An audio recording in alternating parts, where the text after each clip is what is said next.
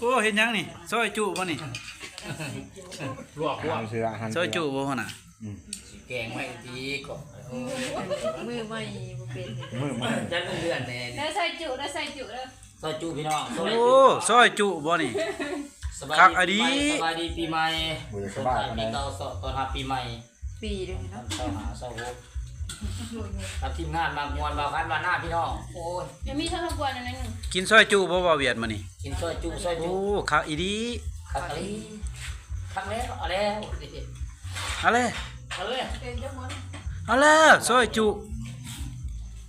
จุก็บ่เป็นอันนี้เนาะใส่จุ นี่ โอ้น้ำเบา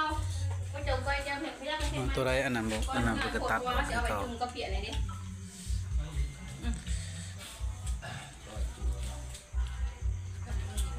โอ้มื้อนี้บ่เวียดกินซอยจุ ปิ้งแกงหมดแล้วเอาเตาออกไปหน่อยคุณ เปียงสำลาให้มันกิน ขึ้นยังคุยยังไง ซอยจูพี่น้องโอ้ย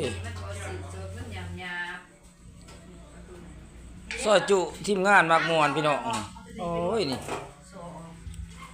ทักเจบุญมีข่อยกระนงเสือว่าวคันบ้านหน้ามื้อนี้โอ้ยงามเป็นพิเศษเด้ ไม่ไม่หนักอินพอร์ตเองตัวนี้เอาจะไว้ตัวที่ขนาดนี้ดูใส่จ้ะ ข่อยเห็นบอกว่ามันหนาวก็จะว่าไปใส่มาโอ้เฮ้ย กินใส่ดีนะ